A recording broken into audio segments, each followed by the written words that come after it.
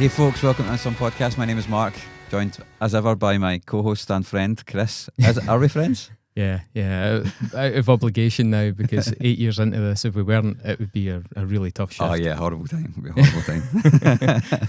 Luckily, we got somebody to break the sexual tension between us this week, Mark. We do, yeah. You want to introduce yourself, Anthony? Hey, I'm Anthony Sahyoun. I haven't been friends with neither Mark nor Chris for 8 years, maybe for maybe a couple of months now. We've been going back and forth with the emails. But God bless you guys. 8 years of friendship. That's nice. You guys take care of each other. Absolutely. I've persevered with Mark almost as much as I persevered with you, Anthony, to get this interview, to make this happen. Since I first spoke to you outside a venue in Glasgow in August of 2024. So before we hit record, Anthony was telling us his preferred way to pronounce his first name is Anthony. That's the way my mother calls me. Yeah, absolutely. It has a nice regal air to it. So, we'll be fudging names all the way through the show. Neither Mark nor myself can speak Arabic nor pronounce it. So please be gentle with us. So Anthony is a member of a band called Sanam. Is that where the emphasis goes? Yeah, there we go. In Arabic, it's Sanam. Sanam. Yeah. Okay. So we first met, as I say, outside a venue called Stereo in Glasgow in August of 2024. Was that your first time in the UK with the band? No, with Sanam, no. We did we did in 2023, and I think it was November 2023. We did Glad Cafe in Glasgow, and we did. I didn't know that. Yeah, and we did Cafe Otto in the UK, in London, I mean, and we also did somewhere in Brighton. I can remember the name of the venue. Probably I cannot. I can't remember the name of the venue in Brighton. But we did 3 shows. I didn't realize. Yeah, what? That was your second trip here. Yeah. I didn't know that was your second trip here. But of course, you've played it. In fact, the whole band has played in other projects at various stages. We'll talk about that shortly. But long story short, the night you played, it might even have been this podcast. We were meant to be doing something, and it got cancelled. And I just had a look at what was on. I was like, these guys sound interesting, and went along by myself. And spoiler alert here, at the end of the year, Anthony, when we did our, sum up your best albums, all that kind of stuff of the year, you guys were my favourite show of that year. And it was especially nice because it was so unplanned. I just went along and was just really, really struck by the performance, by the music, which I didn't know at all. I just liked the description. So yeah, that's kind of why I went above and beyond to try and, have a word with you after it, and then to persevere and try and get you on the show here, because I really loved what you did that night. And I just, it was obvious that there was a lot of really interesting conversation, I felt, to come out of the band as well, because for the audience who may not be aware, Sanam are from Beirut. They kind of came together in Beirut in Lebanon, and have, made that jump into Europe and now into North America actually recently. And that's not all that normal for us. It's a bit exotic. I'm sure you don't like to be fetishized in that way, but it is nice to hear something that is kind of loosely like alternative music coming from that part of the world. We do get things passing through, but it tends to be quite traditional, and not that there's anything wrong with that, but it's certainly nice to hear more contemporary stuff when it comes from a place that you're not too familiar with. So this is just really pleased that we've managed to make this happen. I really appreciate you making the time to do it, because I know you've got a busy schedule. We'll also get to that shortly. For the benefit of the audience, and Anthony, you're probably sick of repeating this story in interviews, so I'll be really quick here, and feel free to stop me and correct me at any point here. But Sanam, the project, as I say, it traces its origins to, is it the Irtijal festival? Is that how you pronounce it? Irtijal, yeah. Irtijal means it means to improvise. It's the verb to improvise in Arabic. Right, so an improvisational festival in Lebanon, and it was Hans Joachim Irmler from Faust, and he was taking part in this, and I believe, is it the co-founder? Is his name Sharif Sahnawi? Yeah, there we go, Sharif Sahnawi, yeah. Yeah, that's not so bad so far. Sharif then asked you personally if you could bring together a band from different backgrounds in the area to play with Irmler for, was it a 3-day residency, I believe, Yeah, what happened was Sharif and Fadi were talking for a minute about this. We wanted to get Imler to Irtijal maybe in 2020, but after COVID that had to be pushed. So it got pushed to then. And back at the time with Imler, we wanted to do it with a different band. It was my band. I used to play also another kind of like more. It was an instrumental band. We used to do stuff that's like kind of, I would say, free rock, around the free rock thing. And then that didn't That's happen. kinematic. Huh? Is that right? Kinematic. Yeah, there we go. That's it. Yeah. And then that didn't happen, so it got pushed a bit. And then when the time came back, Sharif approached us again, and he's like, "We can't do it this time, obviously with Kinematic, because by then Kinematic had kind of started to evaporate. Not for what should I say? It wasn't because of any musical disagreements or any disagreements, but the members were like the drummer was in Paris, and the synth player was in Saudi, I think, maybe, or yeah, I think he was in Saudi, because after the blast in Beirut, a lot of people just kind of started leaving, so that couldn't happen anymore. So Sharif had the idea with Fadi. Fadi Tabal is also a part of the festival. They both, Sharif is kind of like the artistic director and Fadi is the technical director. And they were like, how about we try and make a band to play with Imler? And then they said, like, let's take someone out of every scene and kind of put them all together and see what happens, which is kind of adventurous and a little bit scary, but all good things maybe start like this. Who knows? And that unconventional mix has clearly produced something very unconventional as a result. I saw a comment by Farah. She'd said, I realised that we were going to make something abstract, but I wanted to stay away from world music. And as a result, it does have something very contemporary about it. Little bits of electronica, little bits of like noise rock almost, not as caustic maybe as people think of noise rock, but certainly some of the bands like Unwound and things like that, there's a lot of that to it as well. So it's a really, really interesting thing that came out of those very unplanned circumstances. I see a lot of attempts at descriptions. This was quite entertaining actually when I was researching the band. I saw a free rock post-folk sextet. I saw a avant-garde psychonauts sandwiching Arabic sounds between jazz, post-rock and a whole lot of kraut. Mm-hmm. And Constellation Records, who you're now working with, basically just used every genre they could think of and said merges psych, kraut, improv, skronk, electronics, goth and jazz elements with traditional Egyptian song and modern Arabic poetry in a compelling brew of widescreen hybrid avant rock. All of the words. Yeah, basically every word. Yeah. Do you have a description that you're comfortable using when you're asked that question? Oh, gee, God, man, this question is, I know what we're not doing. I kind of know what we're trying not to do. So skronk. I didn't. Honestly, I know this is not gonna sound good, but I didn't know what skronk meant before. I still have no idea, and I'm like, what is this? I've done a music podcast for 8 years, and I have no idea what skronk is. I've literally never heard that genre before in my life. Apparently, skronk means like purposefully dissonant. This is what it means. Oh, okay. Okay. Yeah. Wow, there is a fair bit of that on Constellation, to be fair. So I mean, personally, I actually, and this may be a leap for you, I'm not sure if you're even familiar with the band, but I do see some parallels with the band Lancome. Yeah, of course. I really know Lancome. Yeah, sure.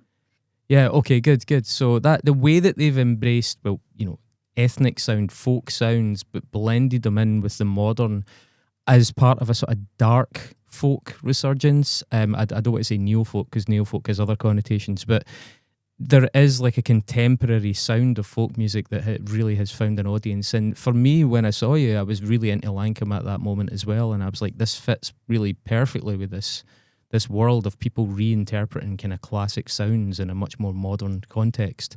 It's interesting that you know Lancome. Have you ever seen them? No, I haven't seen. No, we've never seen them. We've never catch them live. There were discussions of us trying to trying to find a way maybe of doing something, but it never fell through. But yeah, we know the music. It's funny also because they're Irish, right? And there's this there's been since 48 there's been like this kind of marriage or bond, let's say, between Ireland and Palestine, and like kind of the leftist front in Palestine, like the PLO and all of these things. So they're a very political band, and they speak out regularly about Palestine and other causes as well. So it's not very surprising to me that that we found that you make this connotation. Also, I think a part of it is not only the let's say the aesthetic maybe, or the concept. I think a part of it is also the politics and these things. I don't know. For me, I think they come out. Maybe they're not very literal, or maybe they're not very present, but they're definitely there. Oh no, that's something I'm going to ask you about shortly. I do think they come out. I think you'd be a very good pairing with them. I think they would like the band a lot. We had them on the show actually before. It was also a really good interview. So as I mentioned earlier on, so when Sanam came together, you were a member of Kinematic, which is kind of like kraut post-rock. As you say, it's instrumental. It is post-rock, but it's got a much more rolling kind of German sort of feel to it. Really nice band. I really, really enjoyed what I heard of it. Farah Kador, is that her second name? Farah Kador, yeah. Farah Kador. So she plays the bouzouki, was also in a project called Tilt. I noticed that she's one of the only female bouzouki players in the world, as I understand, or at least at a kind of professional sort of standard. She had some really interesting comments about the instrument, and I know she's not here to say them for herself, so I just wanted to throw this in. She'd said bouzouki is a folk instrument played by travellers and common people, not in castles or kingly courts. The bouzouki doesn't have a written methodology, and we maintain its free spirit within the album. We don't study the instruments at conservatoires, which is actually, funnily enough, a really relevant conversation to what we had with Lancome, where they came from a background of playing in bars, playing locally. Two of the guys were in DIY punk bands, transitioned into folk, but it was all from a very grassroots way. It wasn't learned from the conservatoire. Whereas there is a big folk music movement in Britain that comes from conservatoires, and as a result, it can maybe be seen to be a bit more rigid. So it's really interesting that you guys are bringing this into your music, but from a very organic kind of public place rather than institutions. Yeah, sure. I mean, institutionally... yeah, I don't know what's the deal in Lebanon also a lot with these things. None of us are institutionalized. In Beirut, there's not anyway a lot of this high art thing. I understand in Europe there's a lot like of this the high art kind of what should we call it? High art? Is it like like the people who sing operas and shit? And then I think so. Yeah, it's probably maybe a slightly pejorative way to look at it. They would think, but I know exactly what you mean by that, and I would probably agree. Yeah, it's not that to each their own. But in Beirut, there's not a lot of this. There is the conservatory, but there isn't like a huge jazz school or anything. Like people are kind of mostly self-taught, and the bouzouki in specific, like. And I mean the Arabic phrasing, and when I say Arabic phrasing, it's hard for me to explain it a lot in English, but I mean even let's say the maqams and these things, these are not very. Yeah. Some people try to rigidize them, like there are attempts to make these practices institutionalized, but they're still in the most in how they're consumed. There's still a lot of it is still very popular. It's not something that you go to school to teach. Even the melodies, they're kind of brought down from generation to another, and sometimes very hard to pinpoint if a melody is original or if it's actually recycled. So we have actually kind of a way to deal with this. I think in general in the region, I don't want to pretend to be a historian to understand any of these things, but my sense is that from Beirut, from let's say the Semite countries till even Egypt, there's this thing where you have a lot of melodies that are recycled, and then they're pretend to be original music, but they're really recycled melodies, and you can pay attention a lot to that, or you can consider it like kind of sampling, but before samplers, kind of just sampling. This is how people deal with music anyway in our region. So yeah, a big practice is for you to learn listening to someone play, and then you just you just kind of like by imitation or kind of something of the kind, not a pen and paper thing. And the buzo in specific, the buzo is like is like a farmer's instrument, let's say, or I don't know if farmer is the proper term, but definitely not something for the palaces and the court. Yeah, it's not that. Absolutely. It's apparently a very difficult instrument to play, I believe. Well, difficult is these are questions that are not for me really. I'm not a very good player, man, so I can't really talk about how to. Where none of us are in the band are like this kind of musos, we would say a muso. Yeah. This is what it's called, a muso. Somebody that's overly obsessed with like the technical side of it or the intricacies of it. Yeah, a muso. Muso. Yeah, muso. Sure. No, we don't approach it this way. I mean, fortunately, in Beirut, you cannot approach it this way also. So I think, I think we try to avoid like the gear thing and all of these things, even though you introduce electronic elements as we were talking. But yeah, and also Sandy comes from singing. Sandy Shamon, the singer of Sanam, also has a repertoire of like very old Egyptian texts, and that she sings in a traditional way, and that also she sometimes brings into more experimental or contemporary projects. And Sandy also sings, and Farah plays at towns in Lebanon where it's mostly like traditional music, let's say, or mainly it's a Sheikh Imam partition. Sheikh Imam is an Egyptian oudist and musician who was incarcerated for being too much on the left, and he wrote a lot of songs about a lot of populist songs that are very famous in our region, and very famous, quote unquote, let's say, very famous amongst, let's say, definitely the left, and these parties back in the day. Right now it's become a little bit kind of a conservation kind of work to play these tunes. I mean, a lot of tunes are very familiar with everyone, especially the more revolutionary ones, the ones that more call for revolution. But the guy has a huge repertoire of music, and he was blind also, and he was a sheikh. So it's like the mix of the guy is very interesting, and his politics are incredible. So Sandy has this project where Farah also plays with her, where she sings Sheikh Imam songs, and she kind of keep it a tradition for. So as you're saying, like the bar thing, Sandy and Farah do this as well, but not necessarily maybe in bars, sometimes more in like towns, Yeah, yeah. I saw something that she includes some really interesting stuff in her work, doesn't she? She's got there's some Omar Khayyam stuff from the 12th century. She's got there's a Palestinian folk song in your first album as well, isn't there? Yeah. And what else do we have? Saeed Darwish. Basim Hajar, Paul Shaul. I mean, there are a lot of people that get cited or referenced or included in her lyrics. It's there's a lot of depth to them. Yeah, Sandy has a wide screen. Sandy really has a wide screen.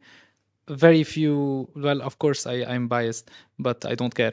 Very few people have like a good wide screen, be it on technology or culture or whatever, like that can see really through the thing. Sandy can appropriate a text that's 1,000 years old and can take text from a poet who's like a contemporary Arab poet, and then write her own words and kind of in a way put them all in a record and have them all make sense.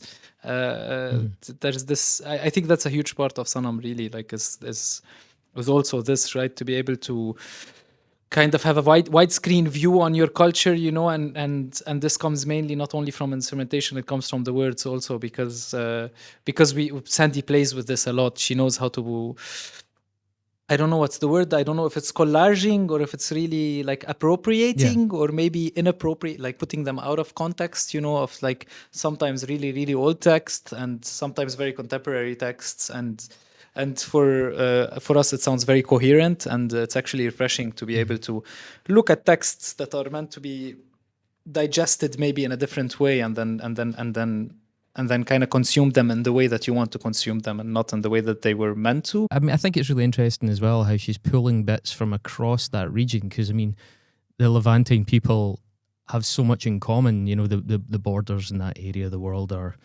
what would you call it, quite porous culturally, to say the least. And I think it's very interesting to see, Egyptian stuff here, Palestinian stuff there, Syrian stuff there. But yeah, to give everybody else in the band just their moment as well, you mentioned Antonio Haj. Yeah, Antonio Haj Musa is our bassist. He has also a band Yep. called Ovid, who do like kind Yes. of also kind of krautrocky things. Krautrocky. I think they have a record that's supposed to come out very soon. I'm not sure when it's supposed to come out, but they finished. They worked quite a minute on it, but it sounds amazing. And Antonio is also into that kind of thing. He's just got a kid just now, so he's a new Congratulations. new dad. We have a dad. He'll be exhausted. Yeah. Yeah. He also played and produced, was it Sarah Mansour and Tamara Kadumi? Yeah. Is that right? Yeah, he also plays with Tamara Kadumi. She's like a dream pop singer. Yeah. And you've got Pascal and Marwan. They were both in the band Postcards, which is a band that Mark already knew, funnily enough. Yeah, Amazing. I came across. I think they released an album earlier on this year, didn't they? Postcards. Yeah. Yeah, it's pretty good stuff. I think I was looking for some gothy kind of stuff, and it was a recommendation. Oddly, that came up. I don't know if I'd really call Postcards all that goth. No, it's kind of dream poppy, shoegazy. Yeah. But I guess there's maybe a bit of crossover there, maybe like the Cocktail Twins or sometimes because they're goth, even though they're probably not. And I can kind of see where people might construe it that way. But yeah, Beach House and stuff as well. But still, I really enjoyed it. You also, just to say one thing that I saw about Sandy, she was quoted at one point as saying that she never wanted to be a singer, but was interested in the use of the voice as an instrument. And you mentioned makam, which is something that I didn't actually know a hell of a lot about until I encountered your band. And this is, we would probably call it microtonal.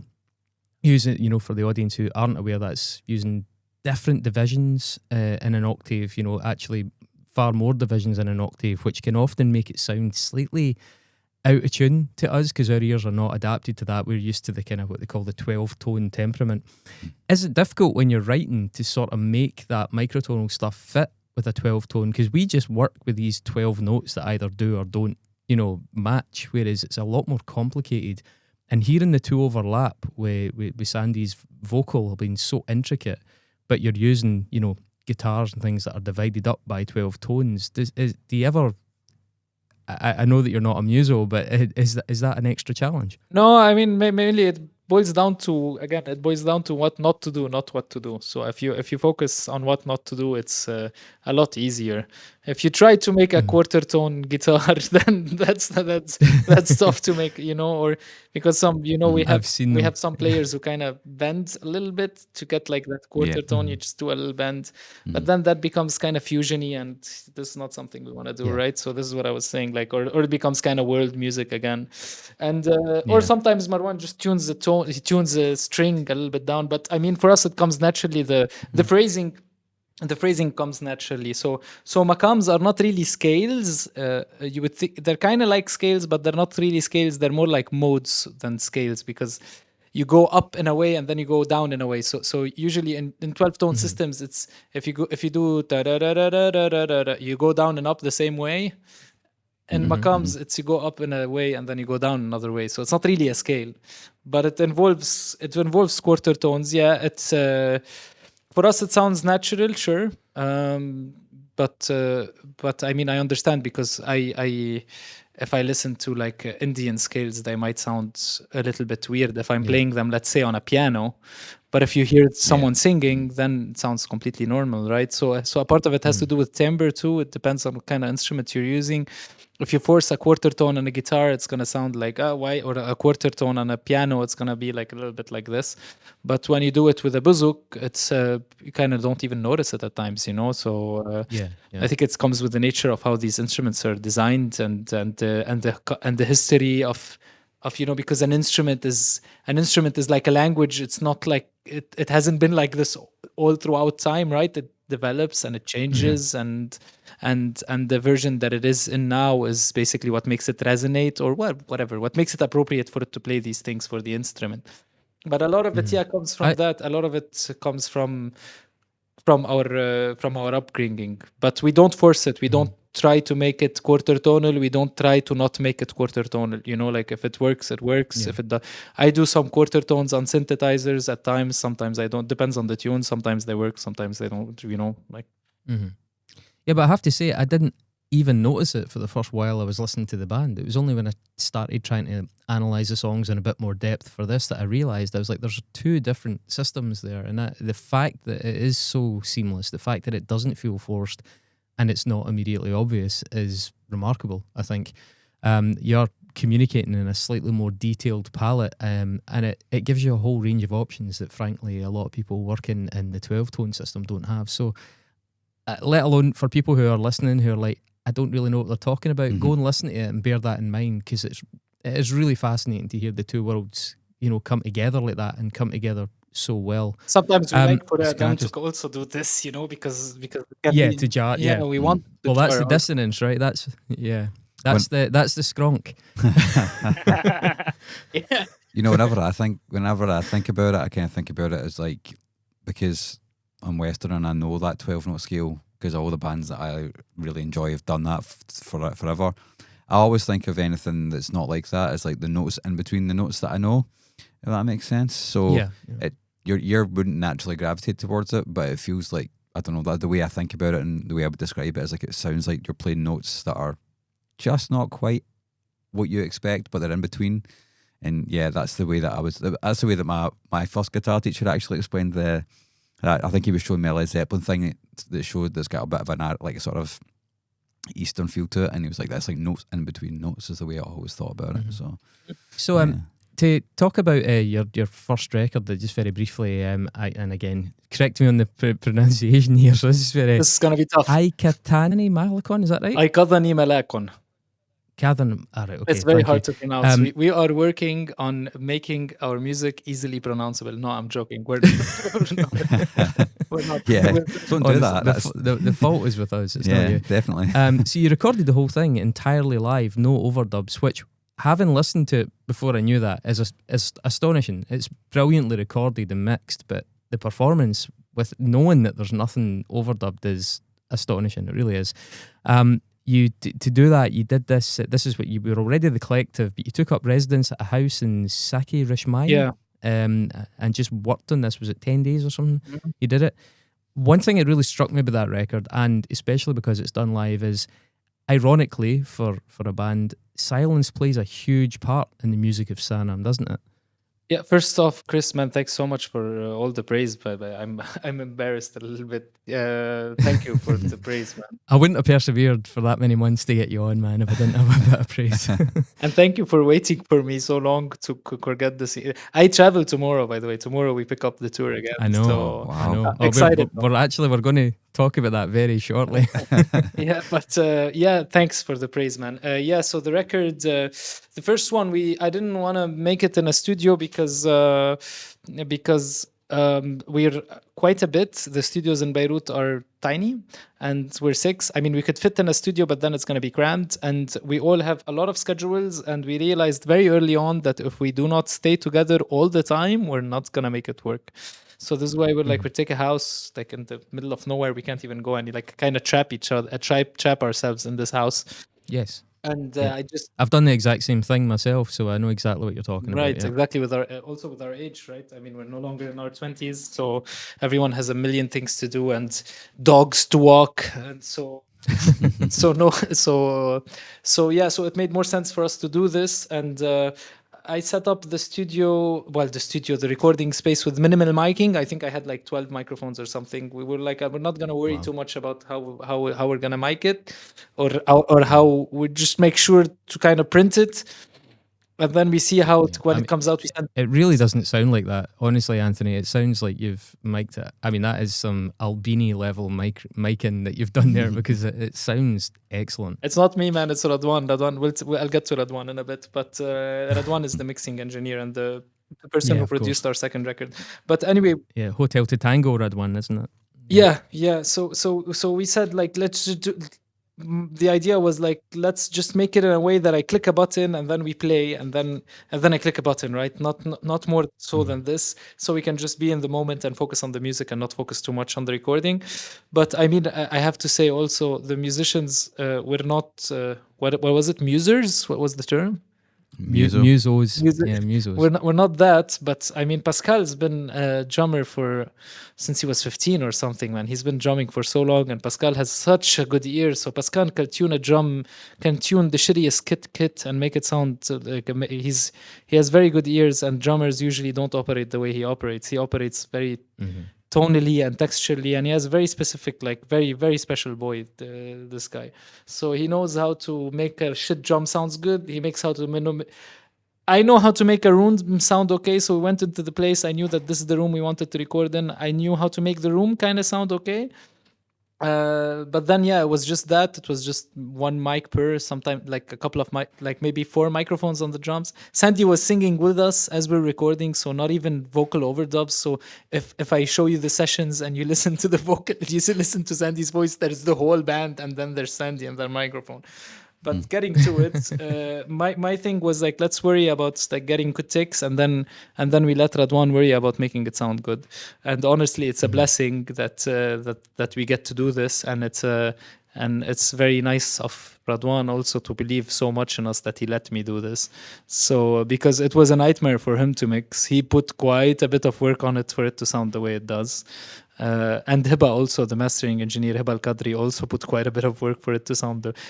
What I'm trying to say is we're lucky. We have friends that are extremely talented who helped us make this record, because it sounds good, not because I think that it sounds like what you get in a performance is what you get in a performance, and then the rest is just varnish or what like the rest is just decoration if you want. But I'm wrong. It's not how it is. I'm just a moron. This is not how the world works.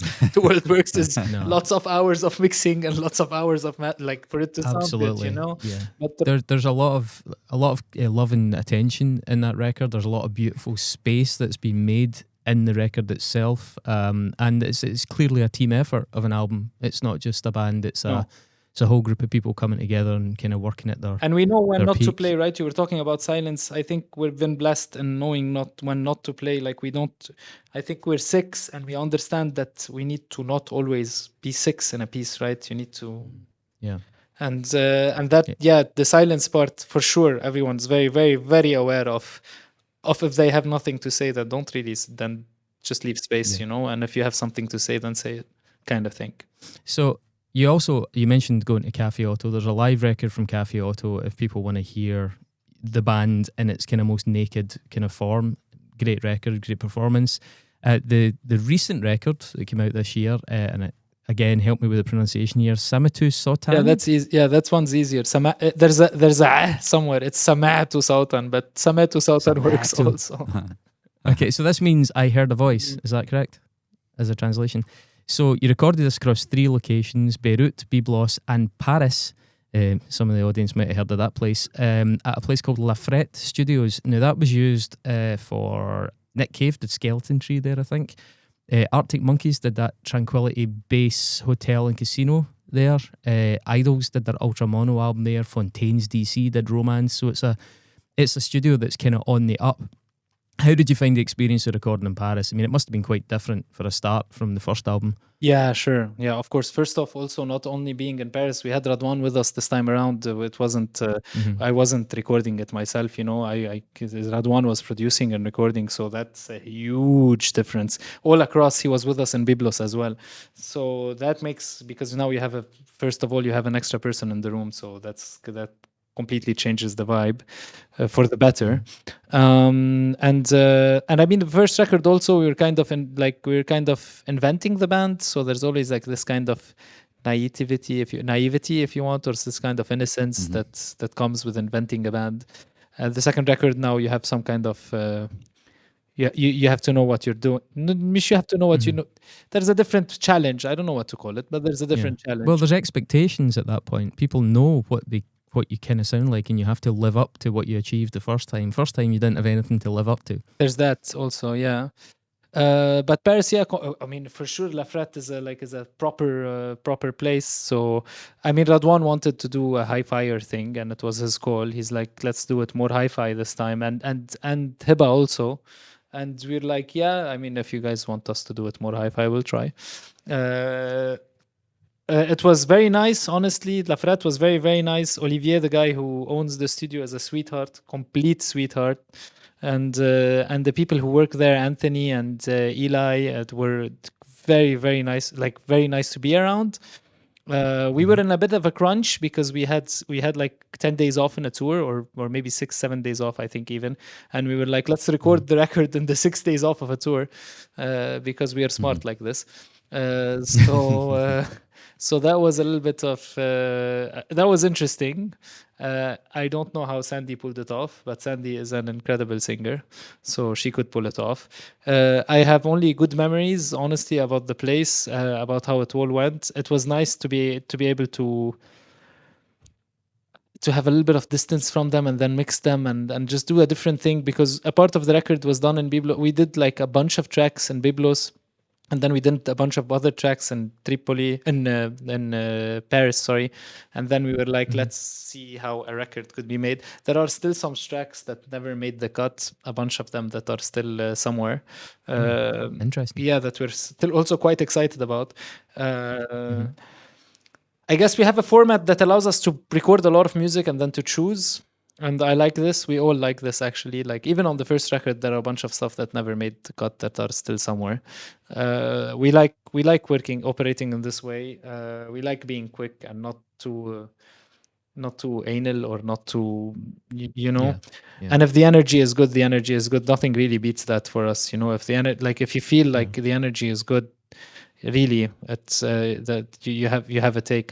This is how I've been operating for a minute now, at least. And Yeah, I have to say that it's a good way to keep the music fresh for yourself as well. If you're not overworking it and producing it and just constantly redoing it, you're actually, the track still sounds new to you, so it's easier to maintain the enthusiasm and the excitement about it. yeah, not get stuck on things, and not get like too tunnel visiony. Tunnel vision is can be a problem.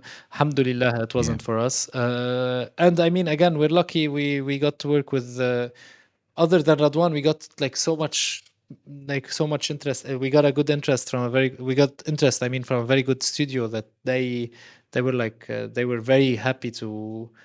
We want to work with people who want to work with us. This is what I'm getting at, and and we're very lucky that people like Olivier wanted to work with us. Yeah. So you mentioned a tour. You're actually midway through 23 autumn dates at the moment, European autumn dates. You're about to leave for part 2 tomorrow, as you said. Is your case packed? No, of course not. So you're touring here in the UK. Just coming back to your travels, right?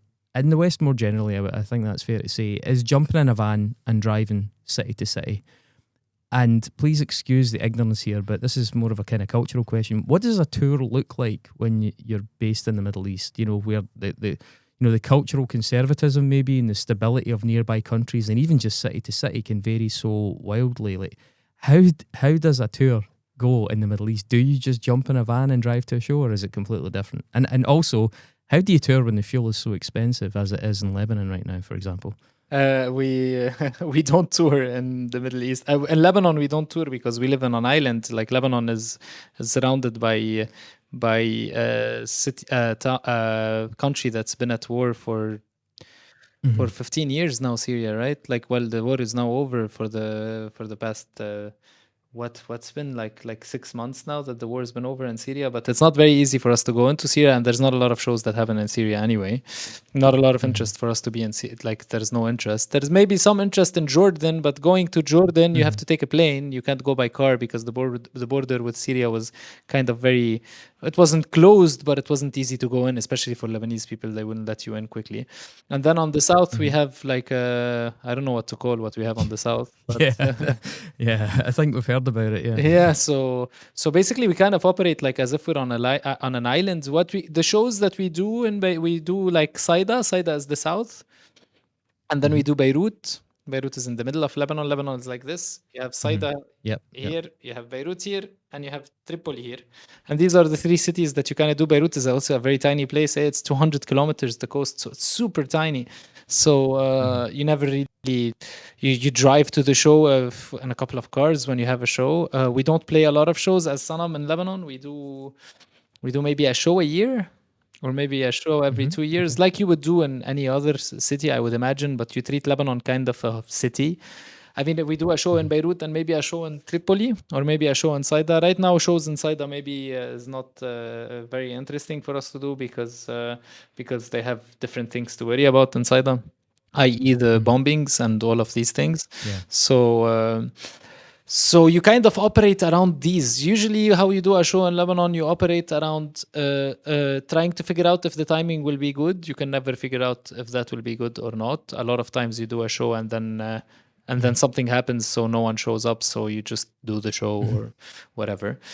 Or you wait for the festivals, because we have some festivals that's been happening for a while, and you play the festivals, which could be a little bit safer for you because the festivals will go on maybe unless something really bad happens.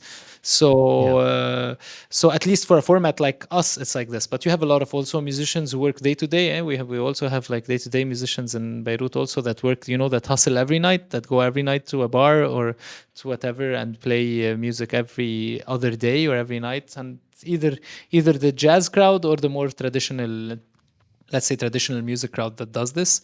And then it's just hustling, man. It's just like any other thing. But most of it would be in Beirut. The vast, maybe 50% of their shows would be around Beirut. Beirut is also very, very tiny. So, but there's a lot of bars, there's a lot of music places, there's a lot of crowds. It's very dense. It's tiny, but it's dense. There's like maybe 2 million people in a very, very tiny place. So that's how it is. But yeah, outside of Lebanon and the Arab world, I've been with other projects. All of us have been to other projects. Unfortunately for Sanam, not a lot of interest. Of course there is some interest, but it never works out because we're 6. And I mean, going to Egypt would be very expensive for a booker to get us to Egypt. There is no public fundings for this kind of thing, Tunis maybe always. Tunis is more like maybe more viable. Hopefully we're gonna get to do it in the summer. We'd love to do obviously more of it, but it's not easy. And then there's of course the Khalij, like Saudi and Dubai and these cities. But then that's another discussion. The discussion is whether you want to play these places or not before playing them. Is whether you want to or not. Yeah, can imagine. So speaking of tour, you're talking about timings as well. So you played in Canada in June of this year, and you were actually in Montreal on a day off, I believe, between shows when the USA bombed the Iranian nuclear facilities. It was Sandy's birthday. Oh, wow. Happy birthday. Special present for Donald Trump. Through, obviously, the Middle East and even more turmoil than it's already in, was there a heavy tone over the show that night? Over the show the next night? Sorry, I think you were playing with Jessica Moss, weren't you? What was the atmosphere like? The atmosphere was nice because we were surrounded by friends, and it was an intimate show at Radwan's studio at Hotel Tutango. So we're talking like 50 people. So the atmosphere was a little bit somber, but it's with friends. So when it's with friends, it's easier.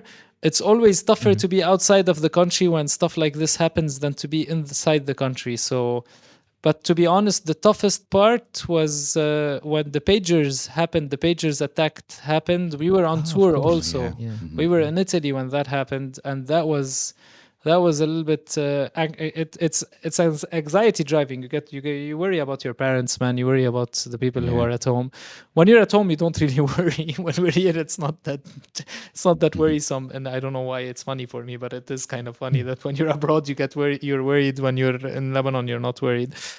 But yeah, we kind of got used to it. Kamena also in a morbid. Way, if you want, like this is a very morbid thing, but you kind of get used to it. So it passes. We weren't so terrified when, obviously we're more terrified when they bombed Beirut than when they bombed Tehran. And by the time they bombed the nuclear facilities in Tehran, we had an idea of how, we were still focused on the damage that was done to the south of Lebanon, it didn't feel to us that this is gonna, recreate another kind of bombing campaign towards the south, because the south is destroyed. So you look at it and you wonder, kind of thing, more so than you get worried. But when the pager attack happened, that was very, very worrisome. Yeah, I can't imagine. I mean, being on tour, we had a bit of a jinx in my own band, and a number of serious terrorist attacks happened when we were away, and we've never grown up in that environment, so we were terrified. It's interesting to hear that there is a level of, you're a little bit inured to it, that you're not used to it. It's not like you don't notice it, but that it has become a part of your life that, as you're saying, when you're home, it's not even something that particularly worries you. It's really interesting to hear that. It's not a reality we live in. We're very lucky in that sense. Constellation in general, we spoke a little bit about Radwan. So Radwan Ghazi Mumne? Yeah, Radwan Ghazi Mumne, yeah. Yeah, so co-owner of Hotel Tango, along one of the other owners is Ephraim of Godspeed You Black Emperor, Silver Mount Zion. Quite a political label, very outspoken. Radwan comes from a family who actually fled the Lebanese civil war, I believe. How much did the kind of political factors, the engagement, the activism, influence your decision to work with Constellation? It's not direct. These things are never direct. You have a conversation and you immediately feel something, I guess. It's not like I know what they're involved in. Obviously, I know about their work. But what really affected us taking the decision is just having a talk with them. You just have a talk with people, and you figure out that where they're coming from, and whether, because a lot of it can be performative also, man. And when it's performative, it's kind of worse. So no, obviously they're not that. Obviously they're very kind people, and we felt like we're being treated with kindness and with belief, and they believe in what we do. So, but I mean, of course, we can't work with a label that is not in line with our politics. It's not gonna work. So that's also outside. Like that was a no-brainer. And I mean, we're not like looking to. We're looking, as I said before, we're lucky that we have people that are talented, that are interested in us, in our work. That we're actually very lucky, and it happens like this. So, if they happen to be kind and they see and they see us, and they're kind, then it ticks all the marks. It ticks the political. Obviously, you know what I mean, like. We've been tokenized quite a bit also, Chris. Like you in the where we come from, it's there's a radar, you can feel who's tokenizing you and who's kind to you and who can see you. You can feel it immediately. I think that's an interesting point because, being frank, we in certainly Western Europe primarily hear about Beirut and Lebanon in the context of war and internal strife. The artistic and the cultural scenes hardly discussed. And there are simply not many Lebanese musical voices that are represented in the West. And I think with so few people to actually speak to about this, it must invite a lot of the same questions for yourself when you're doing interviews. And I'm doing that right now, so I'm guilty of that.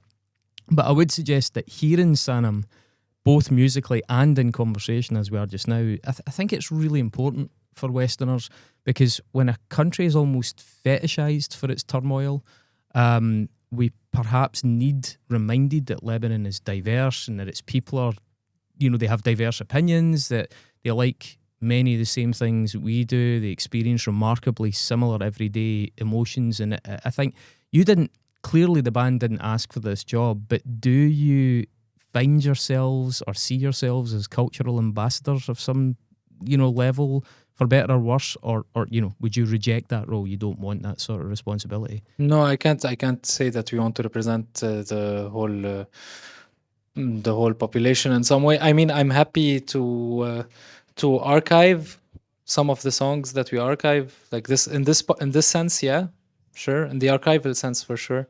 But I mean, in the political sense, I don't think we are meant to represent the whole of the region. We are also weirdos, man. Honestly, we're not. Don't think we're very much assimilated anywhere, right? We're musicians, so we're kind of weirdos too. Whether be it in the West or be it at home, eh?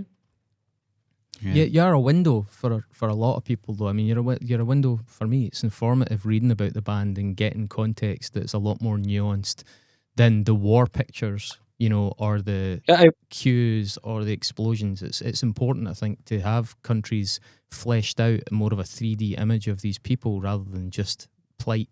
is what I meant in an archival sense. This is exactly what I said. Like let's have some media about this, and let's archive some media about this.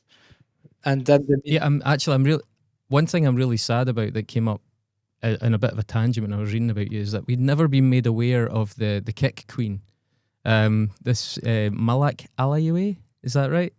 The woman who kicked the cop because he was about to open fire in a crowd. This was a piece of like cultural trivia I'd never heard about, so I now have this in my arsenal just from reading kind of tangential articles. So yeah, in that way, you're exposing me to information and insight that I hadn't had before, and I hope other people will. Yeah, but I mean, you know, Chris, also it's your effort, right? You're a curious guy, and so this also it's a we're both doing this together. So you're a curious person. You're doing the effort.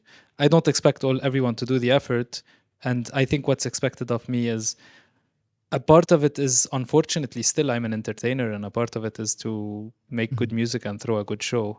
But yeah, absolutely. And I do not want to give the impression. I mean, the music is undeniably mournful in places, but it's certainly not morose. In fact, on that note, I think I read somewhere that you had said food was a really big part of your inspiration, not just band life. Is that right? yeah, sorry for.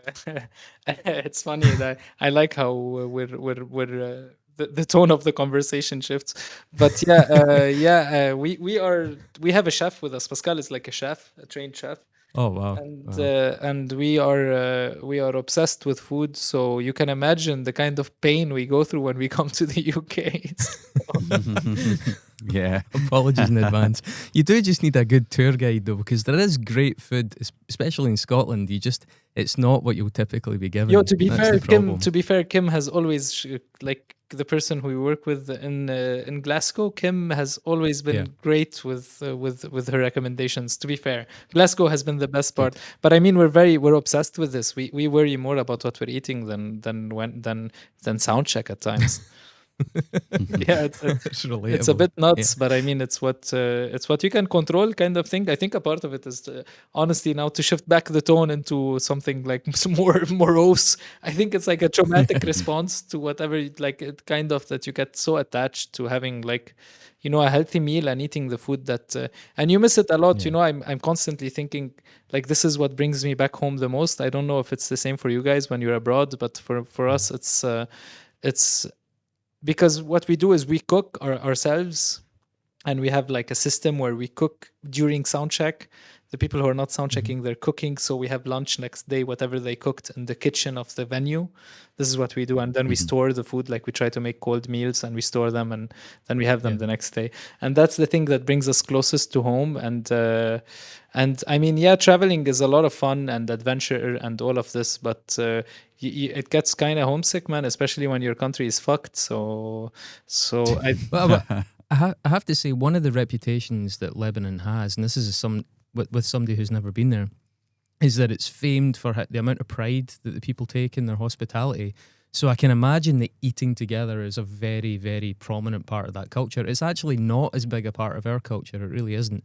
Although Scotland's a very warm, people, I think, sometimes over familiar. That's why English and German people tend to get a bit intimidated. But the whole kind of togetherness over meals, I don't think that's quite as emphasised here as it seems to be with you. So I can completely understand why that's a very comforting and reassuring thing to do, even when you're away from home. Yeah.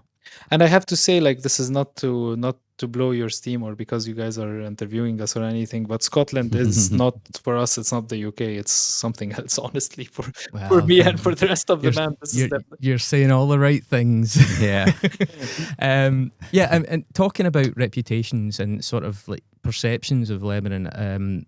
So I guess into the 21st century, as I understood it, Lebanon, Beirut in particular, attracted people from nearby, especially Jordan. There are some folks in Edinburgh who are from Jordan who, in their younger days used to travel in for music and events, a place to party. The music and the arts scene was healthy. I mean, I've personally, from friends, heard about the metal scene in Beirut, bars and clubs, places like Rockstars, I believe, Nova and Cherries. And Rockstars was owned by a guy called Jean-Pierre Haddad, a kind of bar that would play My Dying Bride and frequented by metalheads. And Jean-Pierre He was a member of a metal band called Chimera. Yeah. This is just for listeners' benefits. We've spoken about this in the show before. Successful enough to tour outside of Lebanon and Europe, along with bands like Blacium and Chaotion. And Jean-Pierre actually died in 2022. We mentioned it at the time on a show. He was very young. And I do understand that the death sent some ripples around the scene there. How aware were you, and how integrated is the Beirut music scene? Is there a lot of mixing between bands and audiences of different genres? Because we see that a lot in Glasgow. Our genres really overlap a lot. There are not huge kind of hard and fast lines between them. Is that the case? Yeah, and definitely, for sure. I mean, there you go. Sanam is a very good example of this. I mean, I come from like an experimental background, not background, but I mean, this is the kind of work that I do, and Farah and Sandy are more in the other thing, and then the boys are more in the rock thing, and all of us meet all the time, be it in the band or be it because we're making music together, or if we weren't making music together, we would have been hanging out constantly together. Same goes for the metal, but for the metal scene, but maybe a little bit more the. So this is the phenomena for us. The phenomena for us in Beirut is that metal attracts more of the younger crowd, and then and then with the older crowd, it's usually kind of like more, let's say, a tangent of metal, if I'm allowed to say this, like maybe something more like let's say black metal or something of the kind that would attract maybe an older crowd than a younger one.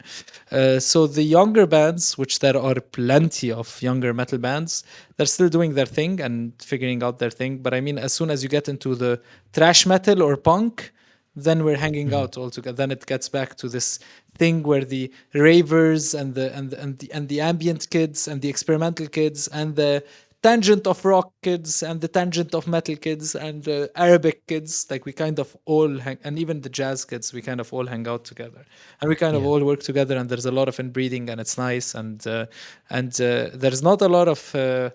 There was a time in the 90s where people had the attitude of like, if someone there's always this attitude also in Beirut, if someone is kind of successful, then they kind of cheated, if like they're cheating in some way, like either they have no principles, or they, like some weird thing that I'm pretty sure probably something might be similar in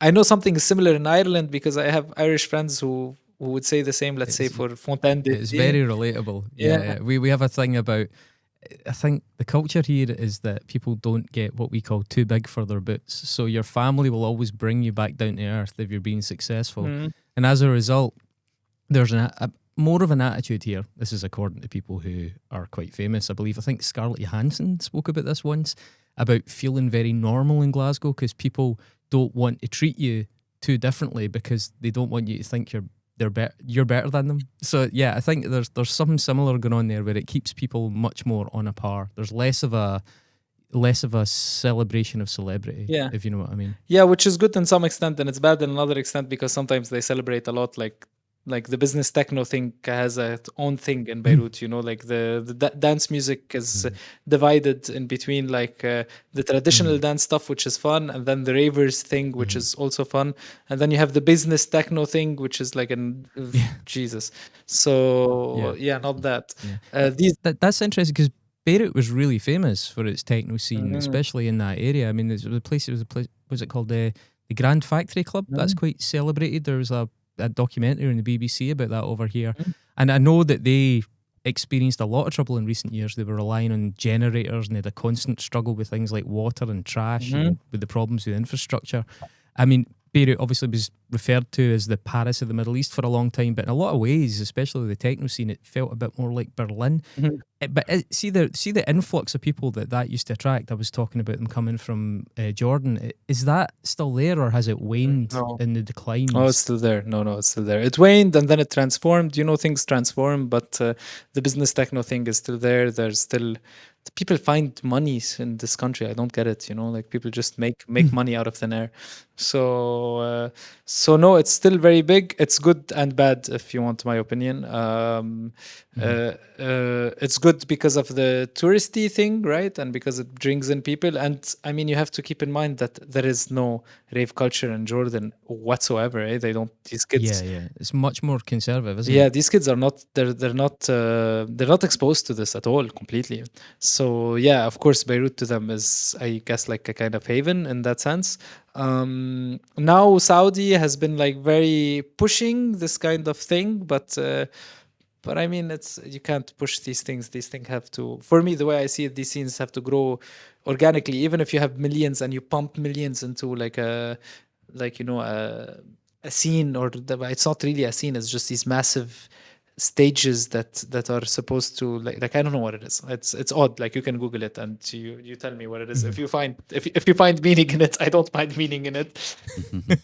But Can I ask you quite a general question here? Sorry, it's just something popped into my head that you mentioned earlier on, and it seems like a bit of an elephant in the room. But in regards to the port explosion, what impact did that have on the kind of cultural spaces and events at the time? Because you said that a lot of people actually decided to move after that. yeah, a lot of places got like literally destroyed because where the port is, again, Beirut is very tiny, so where the port is, it's very close to everything. So a lot of places got smashed to bits, and a lot of people lost their businesses. A lot of money was funneled in from the USA, so a lot of people were able to build back from donations and stuff of the kind. How it affected, I think it's in a mindset more so than in a space. A lot of people left. Yeah, a lot of people left. I think before the blast there was more of a whatever thing happening in Beirut. I think in Beirut before the blast you could probably find like maybe 8 venues a night, or like 8, maybe more. What am I talking about? Maybe way more than 8, 9. I'm talking 8 concerts. I'm talking alternative concerts, not all concerts, just alternative music. Yeah. It's so populated. okay. It's crazy. There are so many things happening all the time because it's very dense. So now there's less of that, but there's always something. Like tonight, there's a cine concert from my Snakeskin, my partners in the studio who right now they're playing a cine concert, let's say, and a cine concert is also like very alternative, the E for Beirut, So there's still a lot of it that's happening, but I think what's palpable for me is that there's a mindset amongst artists that happened after the blast that we like this thing that I was telling you about that people have, that they have they don't like if someone's successful. Now it became more after the blast was like if someone does well, we all do well kind of thing. Like there's this sense of solidarity that artists see that is way more palpable after the blast than before the blast, where people like there's definitely way more help that like we don't fuck each other over. Like there was more fucking each other over and shark mentalities over a piece that's this big usually, like the Yeah, so it's more solidarity now. yeah.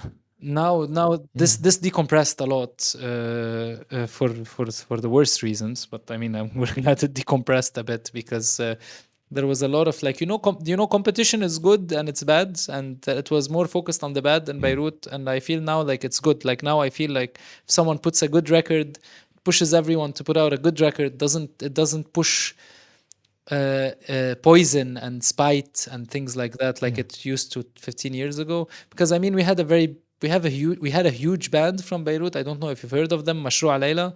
They were a very, very big band. They played yeah. Actually was just about to bring them up in a conversation, so that's good timing. Cool. So I mean so Mashru'a Layla was very much like, not very much, of course, like people loved they have a huge following in Lebanon, but like amongst the artists, people were like instead of learning something from instead of realizing like that there's something to learn, there's always something that you can take from what they're, I don't like something to learn.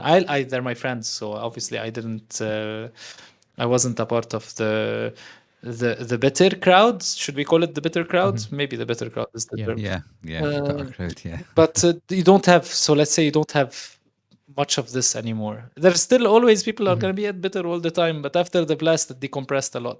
And I mean, Mashru Alayla got it very bad, like they got handed like a big turd, like a huge turd. And them being cancelled in Egypt was very taxing on them, and the suicide that followed. I don't know if I should say this term. Sorry.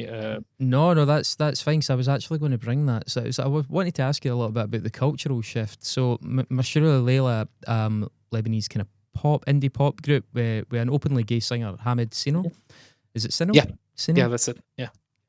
There's actually you can see a film. We're going to link a whole load of things under this episode that we've referenced here. There's a film called Beirut Dreams in Colour that talks about this story. For example, they had a song called The Smell of Jasmine, which is arguably the first gay love song, I think, in the Arab world. They basically announced a split following a campaign of, as you say, protracted harassment and threats to their safety, mainly due to Hamid being openly gay. They also cited the suicide of a young woman called Sarah Higazi, who had initially been jailed and tortured by Egyptian state forces, police, for unfurling a rainbow flag at a concert they held in Cairo, and she developed PTSD and took her own life after that. Now, I read a little bit by, is it Helm? Is that the LGBTQ Helm organisation? Yeah. Helm, Yeah. right. So it started in Beirut, based in the Middle East, biggest LGBTQ plus organisation, and they're saying that they feel there is a steady rise in attacks on the LGBTQ community. So how have... I wanted to ask you a little bit about religiosity as well, because I did see accounts that said that amongst the youth, religiosity was declining. And even though Lebanon is more liberal than its neighbours, it's still quite conservative compared to Western Europe. Do you think religiosity is on the decline with the younger generation? For sure. How have those changes impacted upon LGBTQ, lifestyles in the scene? Is Lebanon going backwards in that sense? Is it going forwards? How do you see that situation? Well, there's one thing to keep in mind, that religiosity didn't exist in Lebanon before the civil war. From 75 to 90, yeah. Before the obvious threat that the Israelis were putting on the region, the religiosity wasn't a thing. My parents grew up in a fashion where they shared schools with Muslims and Jews and Druze, and no one knew who was what, and it was not a thing. This became a thing after the war in 70s because of... Yeah, Beirut was effectively divided, wasn't it? You've got a Muslim section and a Christian section, and but it's way more mixed. Stark. It's way more mixed now because the war happened and it passed. But I mean, religiosity in Beirut is like a tool. It's something that just people bring up. Beirut is such a small place that you need 200 thugs and you can make legislation. With 200 thugs, you can change the country. No joke. Is this to do with the fact that so many of the people that were part of the civil war, the warlords and stuff, managed to they avoided any prosecution and sort of got into power as a result? Of course, and because they have this, if each of them have 200 thugs, then they can close the city off, and then if you close the city off, then then you close the banks, and if you close the banks, then there's you can close the economy with 200-300 people. No joke. Maybe I'm exaggerating, but maybe it's 500 people. You know what I mean? It's not like... So you don't need an army, and we don't even have a good army anyway to begin with, or like a functional army or whatever you want to call it.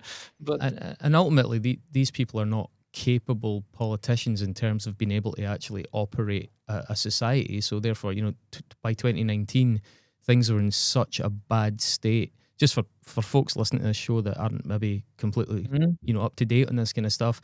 There's what's called the WhatsApp revolution, where the kind of straw that broke the camel's back was this tax that they tried to bring in on people using WhatsApp, and that was it, because the people were already struggling to just put food on their tables, and it led to a revolution in 2019. But you have people in charge there that seem totally inept. I'm just curious as to how because the people that suffer are often the marginalised communities in situations like that, and what is life like for the LGBTQ plus community now compared to then?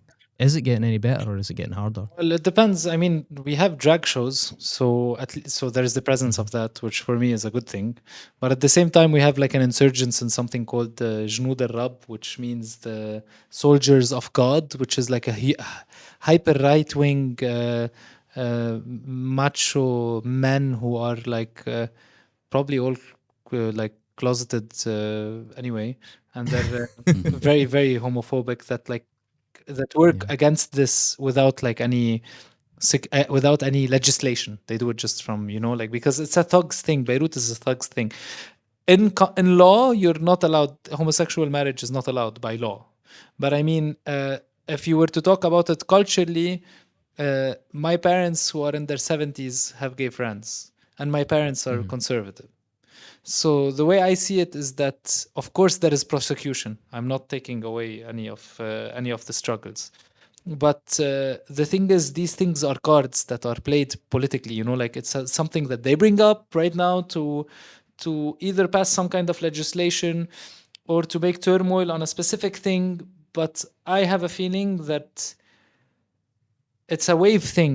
Right now it was worse after 2020. It was worse for the LGBT community because of this insurgence of these guys, these thugs called Junood al-Rab, which are basically bodyguards for this fucking banker, right? Who's trying to create a political party by having thugs. But this is how it started. You get like 20 thugs, then they become 100 thugs with a specific ideology that is bullshit, and then these kids become unhandleable, and then you become a part of like politics by having kids that are unhandleable. It's like a mafia thing, right? This is how it operates. But now the focus that these thugs had was on the LGBT community, and that happened after 2020. I'm not sure if it's 2019 or 2020. I mean, we felt them a lot after COVID. They started like showing up to like, let's say, a drag show and shutting it down. But this is like, I feel like this is a wave of things that you will never know why it will dissipate. You will never know why it will dissipate, because at the same time we have NGOs that are very functional.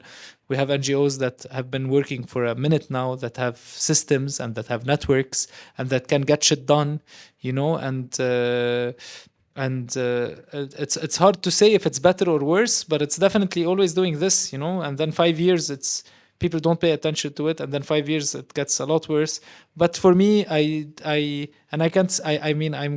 weirdo, but I mean, I have long hair and I don't get a lot of well, I do get sometimes catcalled, but I mean, it's hard to say, man. It's hard to say. It's not better, but it's not. I don't know if it's worse, but it's definitely not better. The Mashru' Layla thing was a political thing, also. The Mashru' Layla thing, they wanted to take control of a festival, so they scapegoated them, and they there was a festival that Mashru' Layla were supposed to play, and they scapegoated Mashru' Layla, and then they got the festival director hired. And if you were to ask my opinion, I think a big part of it was to fire the technical director of the artistic director of this festival, because this festival takes like more than $1 million fund from the government to operate, and they wanted the $1 million to not go to this person, to go to another political party. So you scapegoat someone, and then you have like thugs ruin their lives, and then no one wins from this. It's just pure loss. It's a pure loss game, except some political party gets like some kind of then another political party curates the festival to get like a fucking Metallica cover band to play you know what I mean? It's like this is how Lebanon operates. I went on a tangent. I got a little bit upset. No, tangents welcome. You'll remember we told you that before. We're more than happy to hear you take the conversation in those directions. On that note, we are kind of winding down here, and clearly we were going to talk about, tell people to go and listen to your stuff, and they can access it on various platforms. We will do that shortly. However, it brought one last thing to my attention, and it's a subject that we've spoken about in this show at length on a couple of occasions, especially recently, and it's to do with streaming platforms and sort of like ethical aspects of streaming platforms. Now, your album's on Constellation, and Constellation, as we said, known for their kind of political engagement, not least of all through Godspeed You Black Emperor. They've spoken out on BDS boycott, divestment, sanctions. Godspeed refused to play in Israel quite early on, although, and we've been critical of them because they then did tour in China despite the persecution of the Uyghurs at the time, which I think was a little bit inconsistent. As much as I like Godspeed, as much as I like a lot of things they stand for, I don't think they got that entirely right.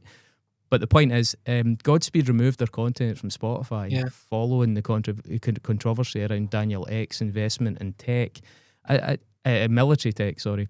Mhm. But a lot of the Constellation catalogue remains on there, and I can only assume that Constellation have basically agreed to let the bands make their own decisions on that front.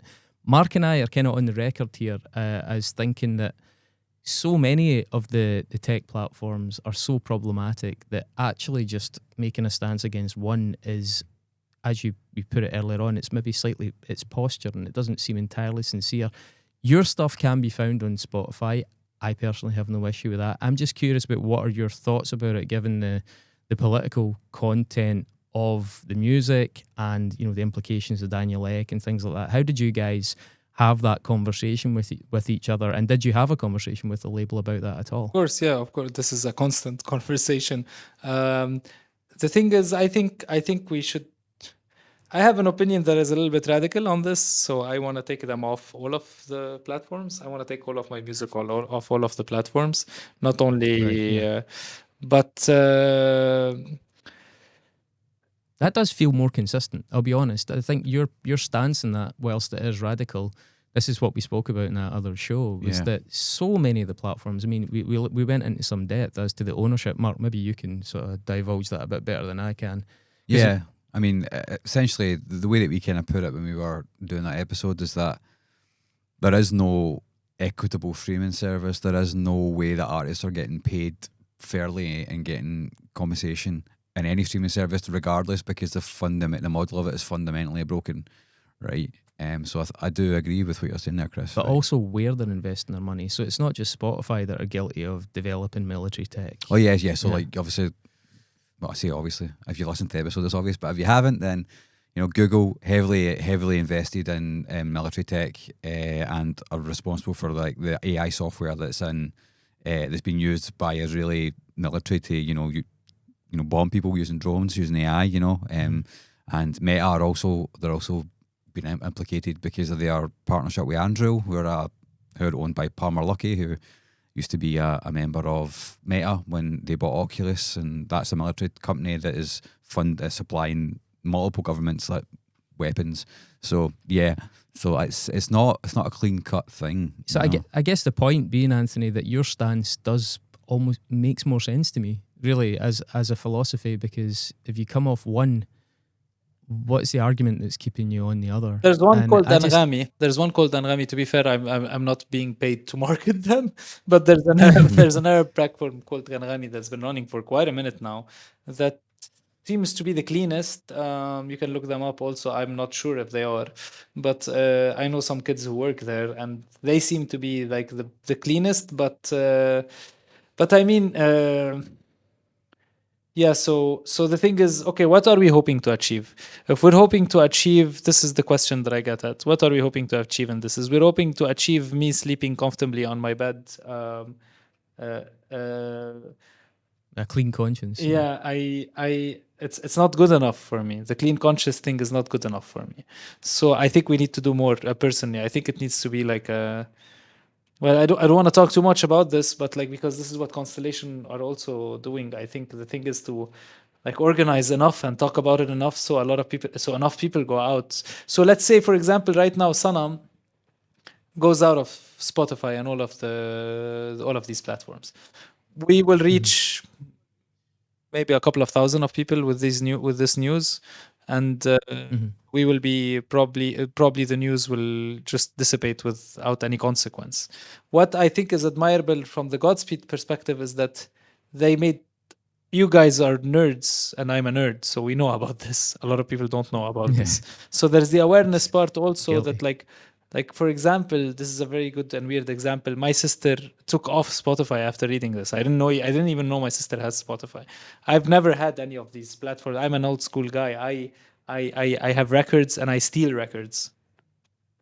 And the way I treat my fans, that's interesting. The way I treat my fans is either buy a record, or if you don't have the price for a record, I'll send you a download link. Like this is how I operate. I don't care if now the label people are gonna hear me and be upset with me, but this is how I operate.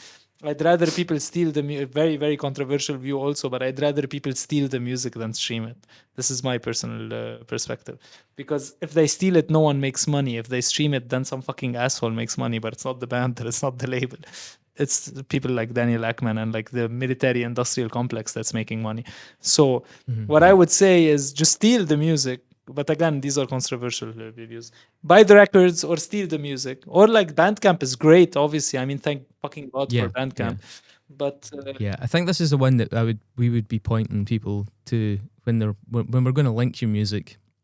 That'll be where it is, because you also get the biggest, revenue back into the band from that site to sort of help with sustainability of the project. Yeah, this is like, it's Bandcamp and it's selling records. Honestly, selling records is still, to this day, for a band like ours, it's still, and I'm pretty sure for many other bands, is what like is it's actually the merchandise that makes us it's playing shows and selling records. It's not only playing shows. It got to a time where it was only playing shows where it would make you money, but then after this resurgence of records, now selling records makes you money. And then you can have and then we can go into another tangent and talk about like the implications of printing so much records and printing so much plastic and the kind of waste it does to the environment. But then I'm getting bombed, man, right? Like I smell concrete from here. If we open the window, we're gonna breathe concrete, from the city. So I don't need to be lectured on being what was it on this protecting the planet thing. This is a huge pile of bullshit. If you're talking to me, anyone who's trying to protect the planet is a huge pile of bullshit. We were on this tour, like this is a funny story. We were on this tour that apparently, like just now, that apparently was funded by the EU for a bunch of dates. There was some funding from the EU. So then we go on this interview, and then they're like, how do you guys feel that you're being like that what do you guys think about like this environmental thing that the EU has brought in, to fund these bands to go and play these shows that are next to each other, so there's less carbon waste or whatever, like not taking trains or airplanes. And I couldn't help, like I snapped, I couldn't answer with a straight face, like, what the fuck are you talking about? Like, using a bunch of trains, we have there's tons and tons of detonations that are happening. You're talking to, like, we're seriously talking about protecting the planet. The sea is so polluted from all the bombing. There are no more fucking fish in the sea. You're seriously talking to me about, like, me fucking taking a van is gonna make the difference now? Like, I don't know how many Hiroshimas happened last year. We're talking about the fucking like airplane right now. As you said earlier on, you used the word performative, and it is a lot of it so performative. Without trying to sound too jaded, clearly the aims are positive, but it's so inconsistent. Yeah, it's a what is it called? Pissing in the wind. Yeah, and it's a little bit tone deaf to speak to an Arab about about the EU, Agreed. about the EU. Agreed. Like the French, the biggest producers after the United States of weapons. They're talking to me about their conscience with the fucking environment. Well, fuck yourself. Anyway. Well, as Anthony says, one of the best ways to help this excellent band continue and stay, financially stable is to go and see them, is to go and buy stuff off them, even better. Sanam are playing the Flying Duck in Glasgow on the 1st of December, part of Pop Mutations. But listeners elsewhere, and there are plenty of you, look out for shows very soon in France, Belgium, Italy. There's a bunch of other UK dates, Bristol, you mentioned earlier on. What's South Coast? South Coast? Aye. What part of Brighton? Brighton, yeah. Aye. So go and check out their listings. You can get them on Instagram, all the usual things. You don't need us to plug social media. And Samitu Sotan is out now on Constellation Records. I would strongly suggest you go and at least listen to it on Bandcamp. If not, buy it from them or the label. Anthony, it's been a real pleasure. I'm really pleased we managed to make it happen in the end. I realise you're 2 hours ahead of us. You're probably getting a bit tired, and you've got a big day ahead of you because you're travelling again. So honestly, the deepest thanks from us. I'm really looking forward to seeing you on the 1st of December. I will be there for that show. Okay, amazing. Yeah, thanks guys for the plug, and and thanks for the conversation. And I don't know if I should apologize for getting upset, but No, absolutely not. Quite the opposite. Quite the opposite. No, you were very measured. Don't worry about it, man. Just travel safe, and please pass on our regards to the rest of the band. Sure, guys. Wishing you all the best and looking forward to that show. Mark, do we know what we're doing next week, or are we going to keep that a secret? It's a secret. Right, we're keeping it a secret. That's the code that we That's the use code for We've underprepared. got no idea what we're doing. Yeah. Trying to pin down another interview. But no, we will be doing something next week, and hopefully you'll join us for that. Thanks again, Anthony. Thanks again, Mark. Take care, everyone. Cheers, Bye. guys. Thanks for having me.